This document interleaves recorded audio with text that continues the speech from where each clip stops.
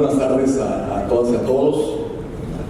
Antes que nada, muchas gracias, diputado Samuel García, y creo que es una oportunidad muy interesante de compartir con ustedes también este tema tan polémico sobre el uso del cauce del río Santa Catarina. Lo que traigo a compartir con ustedes, más que todo, se trata de una reflexión. No es tanto establecer qué se va a hacer o qué no se debe hacer, sino tratar de compartir con ustedes algunas pautas sobre lo que es la normatividad y plantearnos la pregunta entre todos: ¿qué queremos de no solamente el río Santa Catarina? Creo que seguramente es aplicable a los muchos ríos y arroyos que cruzan nuestra zona metropolitana, y que nos plantea tal vez también la idea de en algún momento plantearnos la posibilidad de regresar a lo básico, ¿no? De tener la fortuna de tener ríos, y qué estamos haciendo con los ríos y con los cauces. Voy a tratar de dar lectura, pero a la vez compartir algunos comentarios con algunas de las diapositivas a fin de que pudiéramos establecer más o menos algunas ideas, empezando con una mentira muy común en estos casos. Les voy a tratar de ser breve, nomás traigo como 65 diapositivas. No se crean, son pocas y la vamos a pasar rápido, y más que todo me interesa que, más que sea una presentación extensa, más bien compartir los puntos básicos para ver si los pueden retener y tratar de ser muy claro en la parte que nos interesa como Comisión Nacional del Agua. Creo que después del extraordinario trabajo de la presentación que nos hizo favor aquí Manuel, que pues es la verdad muy extensa y que nos plantea ahí un universo de intenciones, esto que les comento no va en contra de ellos, simplemente es cómo embonamos una cosa y otra dentro de compartiendo la parte técnica que él ya comentó, y que efectivamente hubo un trabajo desde hace buen tiempo muy de la mano entre la empresa EICOM, entre el TEC de Monterrey, entre la Comisión Nacional del Agua, y en algún momento también con la Universidad Autónoma de Nuevo León, que también participó en algunas de las propuestas. Bien, el tema, como pueden ver aquí, lo denominamos como los ríos cuando son alcanzados por el crecimiento urbano, y el caso del río Santa Catarina, Nuevo León. Posteriormente, la etapa en que los humanos eran nómadas, históricamente las civilizaciones se asentaron junto a los ríos y a las lagunas por su necesidad elemental de contar con agua para diferentes actividades. Y vemos aquí en la diapositiva pues las culturas antiguas: Mesopotamia, en los ríos Tigres y Éufrates, la cultura egipcia en el río Nilo, en India al lado del río Indo y el Ganges, y en China los ríos Huanghe y Yangtze-Kiang, aproximadamente hace 2500 y 3500 años antes de Cristo. Es cuando tenemos referencia de estas civilizaciones, y obviamente el agua es vida y se asentaron cerca de los ríos. Como todos sabemos, esta ventaja también, el poder aprovechar el agua, también tiene ciertos riesgos asociados al comportamiento de la naturaleza cuando se presentan fenómenos extremos. Vemos aquí como en el caso de la ciudad de Monterrey, que se asienta al principio de su fundación en los ojos de Santa Lucía, que no es más que el mismo sistema del Santa Catarina, como tenemos por otro lado la otra cara de la moneda, los riesgos de las crecientes. En el caso de la Ciudad de México, pues que se asienta sobre un lago, como tenemos hoy en día las consecuencias también de este tipo de asentamientos. En nuestro caso, la zona metropolitana de Monterrey tiene la ventaja de establecerse a ambos márgenes del río Santa Catarina, entre otros ríos importantes de la región, y también ha resentido los embates de las crecientes causadas por los fenómenos ciclónicos como el Miula en 1967, el Gilberto en 1988, Emily en el 2005, Alex en el 2010, entre los más recientes. También se tiene registro de uno muy intenso, como lo mencionó ya aquí muy acertadamente Manuel.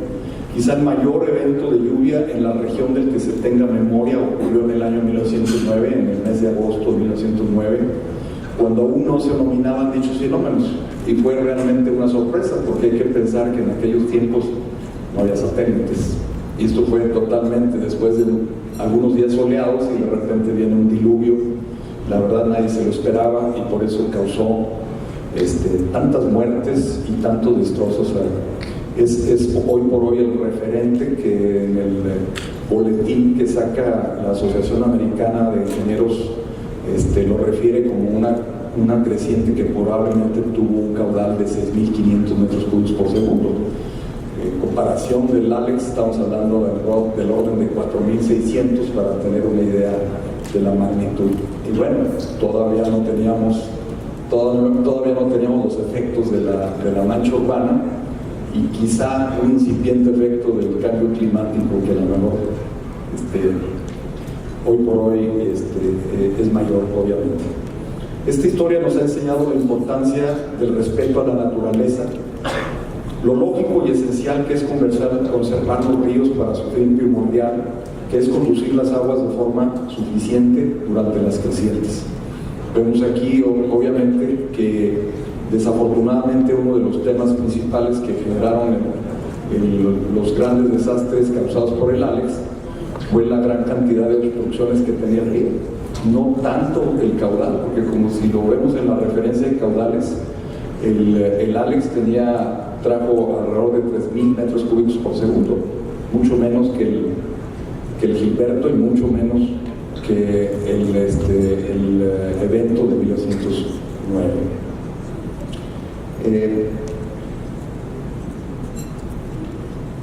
Como comentario, pues la naturaleza ha labrado los cauces a través de miles de años en el terreno natural, sea suelo simple o roca, con dimensiones razonables para conducir los caudales conforme a su cuenca.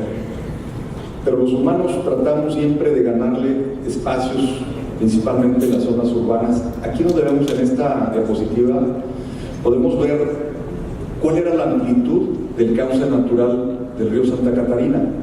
Y esto no es un accidente de la naturaleza, es verdaderamente la forma en que los ríos en forma natural tienden a amortiguar las crecientes grandes y a buscar que las planicies de inundación establezcan un amortiguamiento hacia las áreas de abajo, y entonces el río se va autorregulando y va amortiguando esa energía que trae. Si nosotros lo modificamos, estamos alterando la naturaleza, y de una u otra manera trae una consecuencia que tenemos que estar conscientes de ello. Entonces, este cauce que ha sido labrado a través de miles de años en el terreno,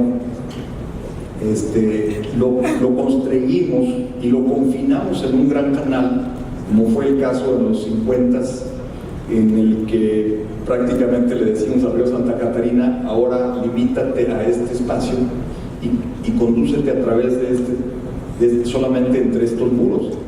Entonces queremos que funcione como un canal artificial.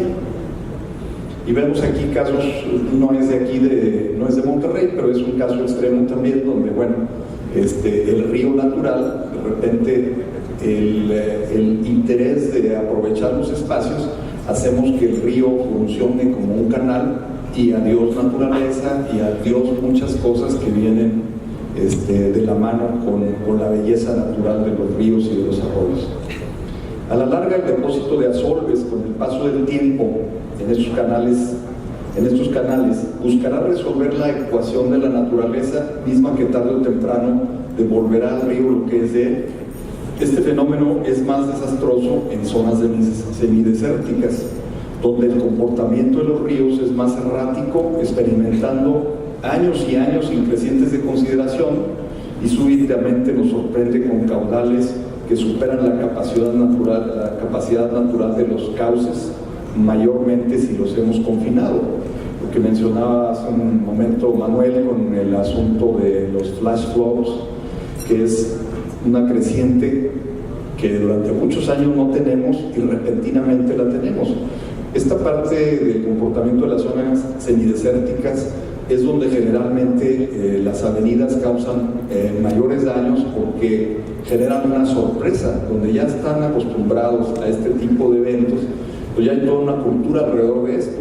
Sin embargo, cuando no es así, pues hacemos confianza y creemos que el río ya no es el río de antes y queremos ganarle espacio. Obviamente eso es un error. Después de los daños sufridos en el año 2010 con remanentes del huracán Alex, el río Santa Catarina fue sujeto de una serie de estudios, contando con el apoyo del Tecnológico de Monterrey para determinar el caudal que debía proponerse como razonable para dar espacio a una avenida del río, y se llegó por los expertos del tema a la conclusión de buscar una capacidad de 5.083 metros cúbicos por segundo en el tramo aguas abajo de la incorporación del arroyo El Obispo. Este valor está asociado en términos probabilísticos a un periodo de retorno de 1000 años. Con esta información se corrieron los modelos hidráulicos para la canalización del río Santa Catarina, modificando el área hidráulica y uniformizando la pendiente para tener un mejor funcionamiento hidráulico del río. Quiero decirles aquí también y compartir con ustedes que los estudios técnicos nos arrojan que hay que dimensionar el río para hacerle un cajón a 5.083 metros cúbicos por segundo.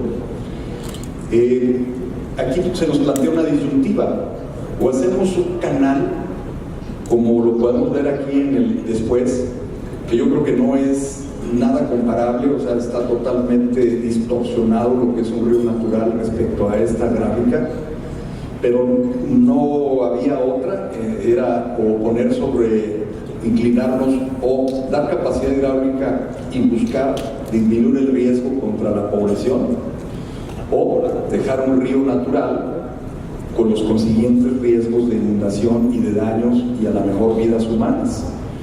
Esto, desgraciadamente, cuando absorbemos el espacio que tiene el río en forma natural, no queda otra opción. Yo creo que es un tema que tenemos que reflexionar y pensar. Quizá en algunas partes ya tenemos este tema, y en los otros ríos que tenemos habría que pensar qué va a pasar a futuro. Por ejemplo, el río La Silla, que hoy en día todavía tenemos un entorno pues muy natural, con árboles grandes, con fauna, con mucha ecología. Al paso que vamos, yo creo que en 10 o 15 años, espero que me equivoque, pero tiende a ser un canal como en el arroyo de Topo Chico, con el paso del tiempo. ¿Por qué? Porque estamos modificando el entorno urbano, estamos modificando los coeficientes de escurrimiento y estamos generando avenidas con picos mucho más rápidos, a lo mejor con un volumen similar, pero que muy rápido está encontrando un pico muy alto y nos está causando grandes destrozos. Evidentemente también nos está generando que zonas que no tenían riesgo hoy en día tengan riesgo. Bajo esta premisa, se tuvo que eliminar en la mayor parte del tramo estudiado de 27 kilómetros el llamado canal de estiaje, que antes permitía conducir avenidas menores o normales, y en la explanada superior del propio cauce se establecieron instalaciones deportivas de entrenamiento, tianguis, etcétera, que se constituyeron en obstáculos para el paso normal de las avenidas a principios de julio del 2010 en el río Santa Catarina. Es decir, en donde antes se tenía este canal de estiaje, para poder dar mayor capacidad, se tuvo que continuar ese mismo piso y eliminar lo que teníamos como explanada para las áreas deportivas. Esto, por un lado, le dio mayor capacidad hidráulica al río, pero por otra parte, pues dejó o deja en riesgo la otra parte del cauce y haciendo menos duradero cualquier instalación que pudiera eventualmente ponerse en esa parte. Hoy en día ya no se cuenta con dicho canal de estiaje y por ello se considera muy vulnerable cualquier instalación que se pretendiera establecer dentro del cauce. Aunado a lo anterior, las características naturales de este río lo convierten en un río urbano muy peligroso. Su pendiente al pie de la Sierra de la Huasteca es aproximadamente del 1%, generando que la velocidad de las crecientes sea en promedio de 8 a 10 metros por segundo en el tramo urbano. Es una velocidad erosiva muy destructiva, por lo que las comparaciones que a veces se hacen con instalaciones en otras ciudades, en otros ríos del país o del mundo, tienen que guardar sus debidas proporciones de comparación. Es decir, tenemos un río muy especial. Es uno de los ríos que en una área urbana de este tamaño como Monterrey quizás sea la más importante dentro del país en cuanto a velocidad y en cuanto a peligrosidad, este río. Entonces, a veces que vemos algunas gráficas muy bonitas donde hay muchas instalaciones en otras partes de ciudades del mundo, pues a lo mejor está muy bonito, pero a lo mejor no es la vocación de nuestro río. Hay que entender esa comparación y buscar qué sí se puede y qué no se puede. Otro de los temas que se discutieron durante las obras de reconstrucción y que fue planteado en algunas de las reuniones del Consejo de Reconstrucción de Nuevo León fue el prohibir que se permitiera usar como estacionamiento el cauce del río, entre muchas cosas o entre muchas razones, debido a que también el río debe tratarse como un río vivo, donde existen algunas zonas de humedales, así como áreas propicias de infiltración de las aguas y recarga de acuíferos, y por lo tanto se constituyen también en áreas vulnerables a la contaminación. También, obviamente, el abrir la puerta para usarlo como estacionamiento a un grupo, a una organización o a un ente, evidentemente se abre la puerta para que el día de mañana todo el cauce del río Santa Catarina sea un estacionamiento. Acorde a todo lo anterior, la Comisión Nacional del Agua, como autoridad en el uso del cauce del río, busca fomentar en la conciencia ciudadana el respeto y salvaguarda de los ríos para que cumplan con su función y no se conviertan en trampas que posteriormente se vuelvan en contra de nosotros mismos. Por lo tanto, cualquier proyecto que considere dar un uso alterno a los cauces tiene que estar muy bien planteado, asegurando que no es opuesto al fin principal del río. Cabe señalar que frecuentemente los proyectos en cauces que nacen como una buena idea con intenciones positivas, frecuentemente con el paso del tiempo tienden a distorsionarse, a relajarse y muchas veces con los cambios de administraciones terminan convirtiéndose en el concepto que no se quería originalmente y que suelen poner en riesgo a la población. Es frecuente que ante la ausencia de espacios de esparcimiento y deporte se voltea a ver a los cauces urbanos como la oportunidad de aprovechar el espacio existente, pensando simplemente que es un espacio desaprovechado porque pasan años y años sin tenerse crecientes extraordinarias. Finalmente, lo expuesto hasta aquí solo busca por nuestra parte hacer conciencia ciudadana sobre la importancia de respetar la naturaleza de los cauces en zonas urbanas y reconocer su fin ligado a su función primordial, que es conducir los gastos extraordinarios durante las crecientes y con ello salvaguardar la integridad de los habitantes que convivimos en estos ríos y, en segundo término, los bienes materiales de los mismos. Evidentemente nos gustaría que también pudiéramos, junto con ello, dar su importancia a la conservación de la naturaleza y de lo que está asociado a los ríos, del entorno paisajístico y de la imagen urbana que quisiéramos. Estamos abiertos a escuchar los diferentes puntos de vista, pero acordes a esta premisa básica y fundamental. A continuación vamos a pasar muy rápido nada más a algunas de las imágenes de algunos cauces en otras partes del mundo y vemos cómo efectivamente pues en otros lugares le dan un enfoque diferente, en algunos casos de comunicación, en otros casos de un entorno ambiental natural. La siguiente.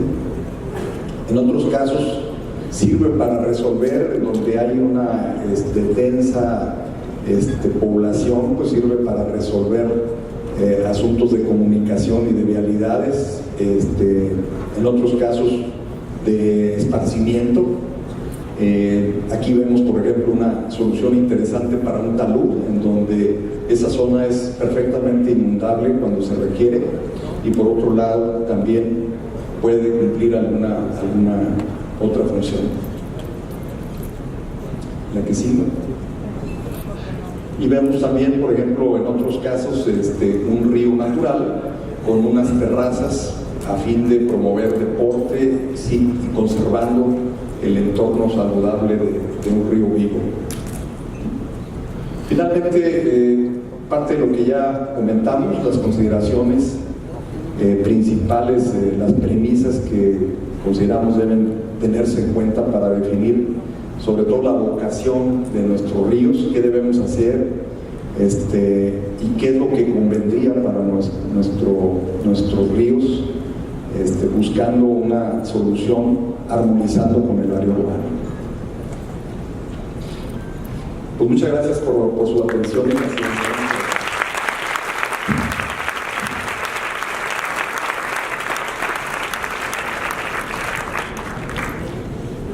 Bien, como me dejaste 10 minutos, estimado, voy a aprovechar.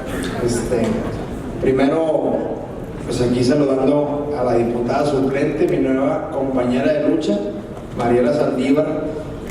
Como ustedes saben, Concepción se va a Chihuahua y vas a tener una gran responsabilidad, estimada, en la Comisión de Desarrollo Urbano y de Desarrollo Metropolitano. Cuentas con todo el apoyo y me imagino que de todo el foro.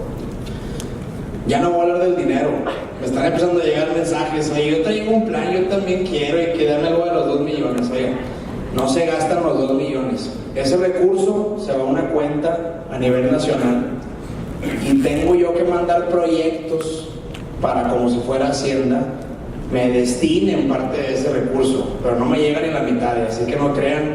Si quieren destinar a proyectos ciudadanos, hay que arrastrar el lápiz, metodologías, y se piden con todo gusto. Bien, pues yo estoy muy contento. Este es el 5º evento de esta plataforma. Creo que este ha sido hasta el día de hoy de los más específicos o concretos, donde no nos quedamos en temas, sino que se aterrizaron a un proyecto en específico. Y pues, ¿qué sigue? Ya más o menos conocimos de qué se trata el proyecto, ya tenemos el punto de vista de la autoridad competente, que nos dice: siempre y cuando sea compatible y con esos parámetros, adelante. Por ahí nos tenemos que ir. Afortunadamente ya salieron las firmas, fueron más de 100,000 firmas, pero como la ley tiene ahí unos errorcitos que hay que corregir, muchas tuvieron errores, que si era INE, que si era IFE, que si el folio, pero al final salieron 70,000. Ya hay 70,000 ciudadanos que dicen: quiero votar. Vamos a irnos en agosto, cuando regresen de vacaciones, al Tribunal Superior de Justicia a pelear y que validen que este es un proyecto de trascendencia, que se va a votar el 1 de julio junto con las elecciones federales y locales. Es decir, esto no cuesta. Para aquellos que siempre buscan el no, porque esto va a costar, no nos va a costar. El mismo proceso de elección donde vas a votar por presidente, senador, diputado y alcalde, en San Pedro y Monterrey va a haber una 6ª boleta y te van a preguntar: ¿te gustaría un corredor integral de movilidad sustentable, Constitución, Órdenes Prieto? ¿Sí o no? Una boleta más. No cuesta, y si cuesta tenemos 150 millones en el presupuesto que se van a ir a gasto corriente como quieran. Si el 40% de esa ciudad vota y de ese 40, la mitad o más dicen sí, se obliga al gobierno local a gestionar ante Conagua y gobierno federal que este proyecto empiece a fluir. Y eso es ganar. Porque aún que sé que no va a ser el caso, que sea un no, les aseguro que mucha más gente va a ir a votar y no vamos a tener los ridículos estándares de votación como el Estado de México, que nada más votó el 50% y por eso siguen ganando los mismos de siempre. Hay que levantar a los jóvenes, aunque nos tachen de millennials, hay que interesarnos en la política. Quizá haya muchos, como yo hace algunos años, que no me interesaba el discurso, que si AMLO, que si el alcalde, que si el senador, y no te parabas el domingo a votar. Pero el día que ya le metes un proyecto, por lo pronto, los 1900 ciclistas se van a parar a ir a decir sí o no. Los ambientalistas que me critican en Facebook que porque voy a matar una garza van a ir a votar por el no. Los ecologistas, los politólogos, los urbanistas, gente que no votaba, que no le interesa lo electoral, sí les va a interesar un proyecto a 20 años. Celina va a ir a votar. Claro, aprovecho. Todos tienen un documentito para que hagan las preguntas por escrito. Y ahorita, ya que cierre el pico, voy a ser el moderador y obviamente vamos a pasar a las preguntas. Pero al final del día, para todos van a ganar. Y platicábamos ahorita que nos vimos antes. Oye, ¿cuánto cuesta? ¿Cuánto cuesta este proyecto? ¿De dónde va a salir? Bueno, esa es la clave del asunto. Esa es la clave de este proyecto. Nuevo León, de cada peso que mandamos a México, nos regresan 22 centavos. Somos el número 1 en IEPS, el número 2 en ISR y el número 3 en IVA.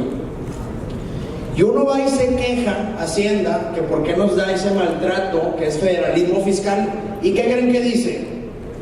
¿No me pides? ¿No me pides? Revisen cuántos proyectos metieron los diputados federales el año pasado y en este. ¿Cuántos metieron? 0 proyectos, no hay proyectos. ¿Cómo vas y pides si no has planteado ni un solo proyecto? Volten a ver a Jalisco. Presentaron 81 proyectos, les validan 47 y además de sus participaciones les dieron 19,000 millones de pesos y línea del metro. ¿Por qué? Porque saben pedir, porque son diputados que trabajan por Jalisco, no por 2 partidos o 3 partidos. Hay que ir a pedir que nos regresen ese dinero que es nuestro. Y ahorita Hacienda y Sedatu, la lógica de repartir ese dinero son con proyectos de movilidad sustentable. Urge hacer esos proyectos y registrarlos, no perdemos nada. Al contrario, nos van a regresar lo que es nuestro. Hay estados que le regresan el peso que ponen, se los dan íntegro. Hay estados que le regresan hasta el triple, los del sur. Y no pueden Nuevo León presentar proyectos y pedir lo que es justo. Ya es hora de animarnos a exigirles a nuestros diputados federales que se pongan a jalar. ¿Cómo? Con proyectos como estos. Lo primero que hice cuando conocí a Oscar fue: ¿qué folios tienes para Nuevo León? Para pedirle a los diputados de Jalisco que nos los consigan. A ese nivel tenemos que llegar. Urge empezar a despertar en la ciudadanía que estos proyectos es lo que pide Hacienda para bajar el dinero. Y entonces poder, como decía Manuel, presentar estos 28 planes parciales, ya como vayan saliendo, pero que empiece a gotear y empecemos a traer infraestructura. Claro, compatibles y con el visto bueno de la autoridad federal, que es Conagua. ¿Qué dice Conagua? No quiero carros, no quiero comercio, no me quiero que me alteres el cauce del río. Eso es perfectamente compatible con este proyecto. Aquí no va a estar metida la CROM ni la